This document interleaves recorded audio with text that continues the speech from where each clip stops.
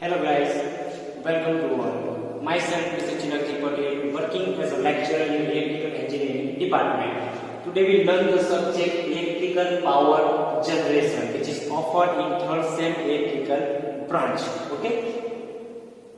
Today we learn the advantages and disadvantages of hydropower station in previous lecture. Last લેક્ચરમાં આપણે જોયું કે hydro power સ્ટેશનને આપણે એક એનર્જીમાંથી બીજી એનર્જીમાં કન્વર્ટ કઈ રીતે કરતા હતા કે પોટેન્શિયલ એનર્જીમાંથી ફાઇનલી આપણે ઇલેક્ટ્રિકલ એનર્જી આપણે પ્રોડ્યુસ કરી લઈએ બરાબર છે આજે આપણે જોવાનું છે કે હાઇડ્રો પાવર સ્ટેશનના એડવાન્ટેજીસ અને ડિસએડવાન્ટેજીસ કયા કયા છે બરાબર ચલો સૌથી પહેલા આપણે જોઈએ advantages of hydro power station પહેલા એડવાન્ટેજ છે કે એમાં શું નો ફ્યુલ ઇઝ યુઝ કે હાઇડ્રો પાવર સ્ટેશનમાં કોઈ भी પ્રકારનું ફ્યુલ યુઝ થતું નથી કારણ કે આપણને ખબર છે કે કદાચ થર્મલ પાવર સ્ટેશન હોય તો તેમાં એઝ અ ફ્યુલ તરીકે આપણે call oil gas as a fuel તરીકે આપણે ઉપયોગ કરીએ છીએ જો કદાચ ડીઝલ પાવર સ્ટેશન હોય બરાબર તેમાં આપણે એઝ અ ફ્યુલ તરીકે ડીઝલ યુઝ કરીએ છીએ જો કદાચ ન્યુક્લિયર પાવર સ્ટેશન હોય બરાબર તો તેમાં આપણે એઝ અ ફ્યુલ તરીકે યુરેનિયમ 235 યુઝ કરીએ છીએ બરાબર આ હાઇડ્રો પાવર સ્ટેશન છે એમાં એઝ અ ફ્યુલ તરીકે આપણે પાણીનો ઉપયોગ કરવાનો છે કારણ કે હાઇડ્રો પાવર સ્ટેશનનો બેસિક ફંડા જે છે કે જેમ પાણીનો ફ્લો વધારે હશે તેમ આપણે વધારે electricity produce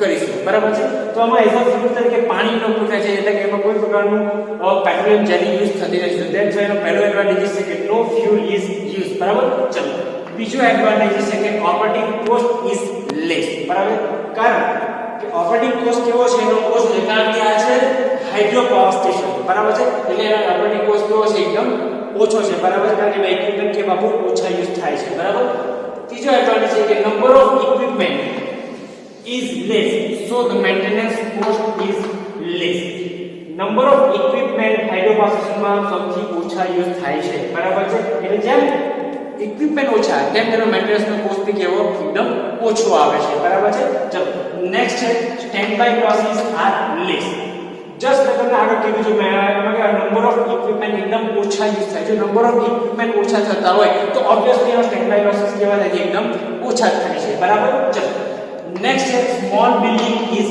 needed hydro power station બનાવવા માટે વધારે પડતા ઇક્વિપમેન્ટની જરૂર પડે છે જો વધારે પડતા ઇક્વિપમેન્ટની જરૂર નહીં પડતી હોય બરાબર છે તો આપણે એના માટે કોઈ મોટા પ્રકારનું બિલ્ડિંગ બનાવવાની કોઈ જરૂર નથી બરાબર છે એટલે કે સ્મોલ બિલ્ડિંગ એના માટે ચાલી જાય છે નેક્સ્ટ છે plant can be started and stop quickly number of equipment ઓછા છે સ્ટેન્ડ બાય લોસીસ ઓછા છે ઓપરેટિંગ કોસ્ટ એનો ઓછો છે અને એમાં કોઈ પ્રકારનું ફ્યુલ યુઝ થતું જ નથી ધેટ્સ વાય તમે આ હાઇડ્રો પાવર સ્ટેશનને ઈઝીલી ઓન ઓફ કરી શકો છો અમુક જેટલા ટાઈમમાં તો એ હાઇડ્રો પાવર સ્ટેશન ચાલુ થવા અને બંધ થવા માટે સૌથી ઓછો ટાઈમ લે છે બરાબર નેક્સ્ટ નો પોલ્યુશન ઓફ એર હવાનું પ્રદૂષણ હાઇડ્રો પાવર સ્ટેશનમાં થતું નથી કેમ કારણ કે તમને ફર્સ્ટ પહેલા જ ટોપિકમાં કીધું કે નો ફ્યુલ ઇઝ યુઝ જો ફ્યુલનો ઉપયોગ થતો નહીં હોય બરાબર તો ધૂળ કચરો ડસ્ટ કોઈ પ્રકારનું વાતાવરણમાં ફેલાય નહીં મળે બરાબર છે એટલે વાતાવરણ કેવું છે એકદમ નીટ એન્ડ ક્લીન રહે છે એટલે કે એમાં કોઈ પ્રકારનું પોલ્યુશન થતું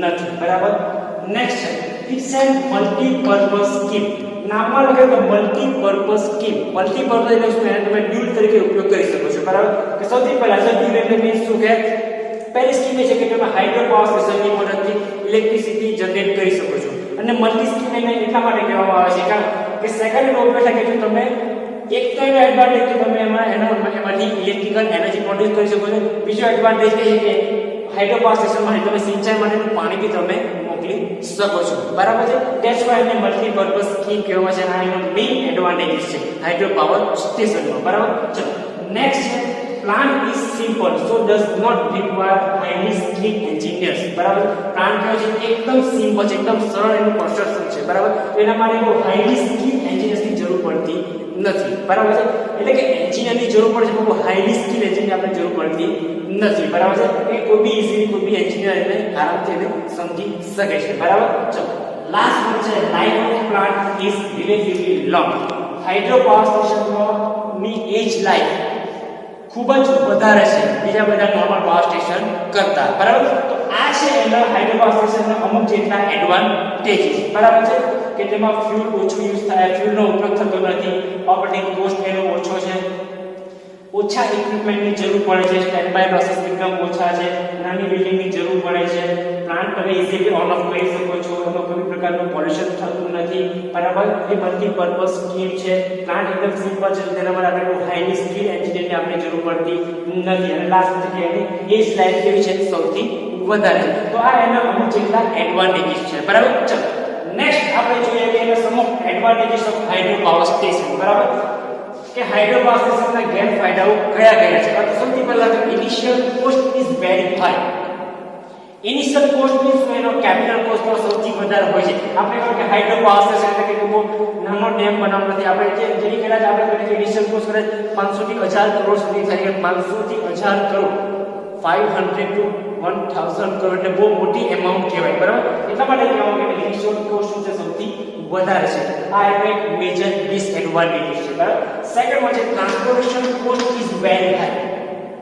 બરાબર. એ આપણને ખબર કે હાઇડ્રો પાવર સ્ટેશન છે મોટે ભાગે દિલ્હી એરિયાસ પર આપણે જોવા મળે. બરાબર. હવે ડુંગરાળ વિસ્તારમાં જો આપણે હાઇડ્રો પાવર સ્ટેશન બનાવવું હોય બરાબર તો નીચેથી લઈને ઉપર સુધી ડુંગર સુધી પહોંચવા માટે આપણે રસ્તાની તો જરૂર પડે છે. બરાબર. એટલે રસ્તા અને જ્યાંથી આપણે ચાલુ કરીએ તો ડુંગર ઉપર સુધી પહોંચે ત્યાં સુધી આપણે રસ્તો બનાવવો પડે. બરાબર છે. અને તે એકદમ ટફ થઈ જાય. બરાબર છે. તો એટલા માટે કહેવાય કે ટ્રાન્સપોર્ટેશન કોસ્ટ એમાં કેવો સૌથી વધારે હોય છે. બરાબર. નેક્સ્ટ છે the cost of transmission line is increased. બરાબર છે.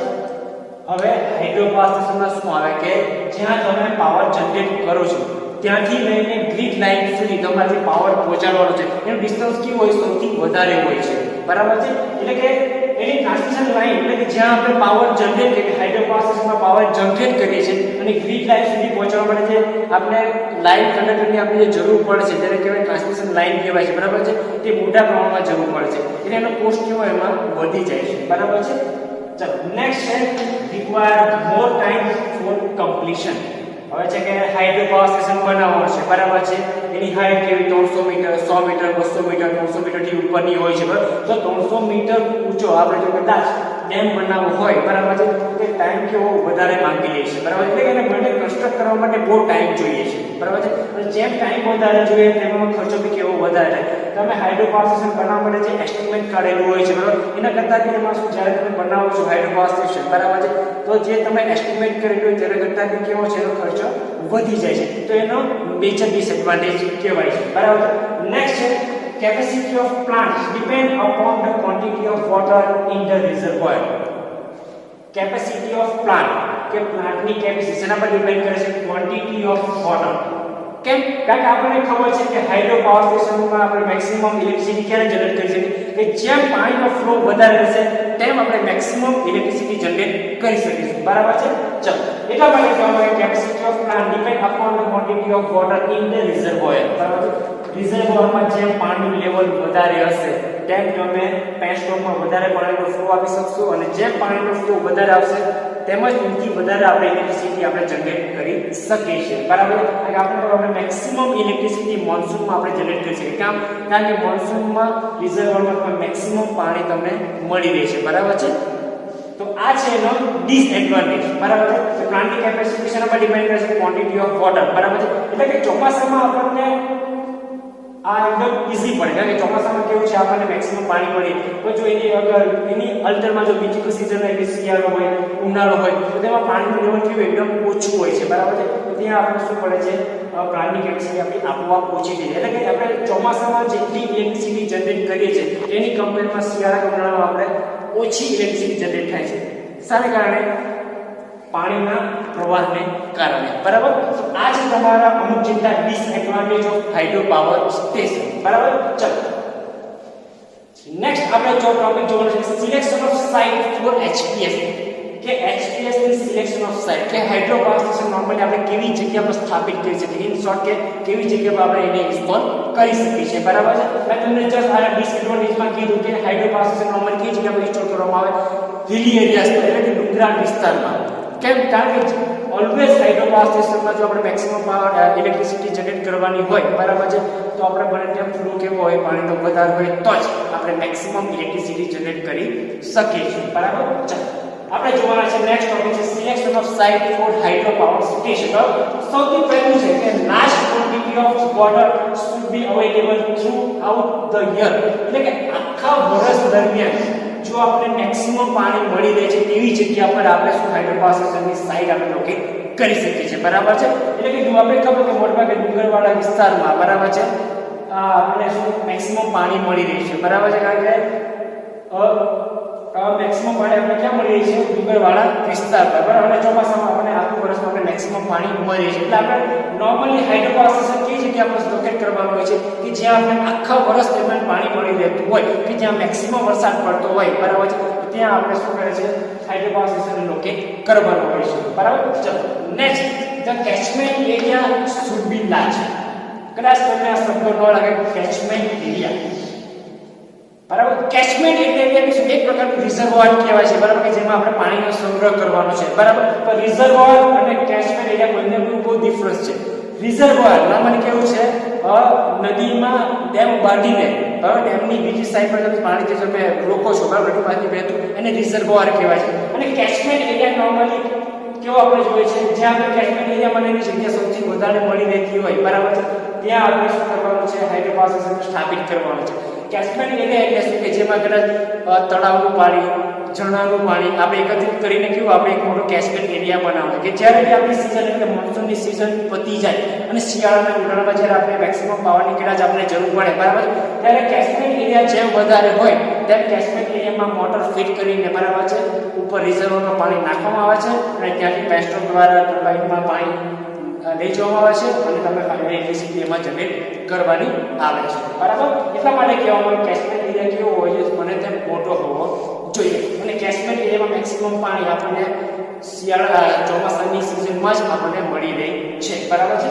નેક્સ્ટ છે length of the dam become less, એટલે કે ડેમની લંબાઈ બને તેમ નાની હોય ત્યાં સુધી સારું. એનું બી રીઝન છે, કારણ કે આપણે ખબર કે ચોમાસાની સિઝનમાં ભરતી પૂર આવે છે, બરાબર છે, ત્યારે ડેમની રિઝર્વમાં પાણી કેવું મેક્સિમમ રહે છે, બરાબર છે. પણ જો મેક્સિમમ પાણીનું લેવલ વધારે હશે ને તેમ પાણીનો ફ્લો કેવો આપણે બેસ્ટમાં વધારે મળશે. જો ડેમ કદાચ નાનો હોય, બરાબર છે, તો ભરતી વખતનું પાણી કેવું ડેમમાં અપર સાઈડ વધારે જશે, જેમ ડેમની સાઈઝ નાની, બરાબર. હવે સપોઝ મેક્સિમમ ભરતી આવી છે, બરાબર, નદીમાં, જેમ ડેમની સાઈઝ વધારે હશે તમારું પાણી લેવલ કેટલું લો જશે.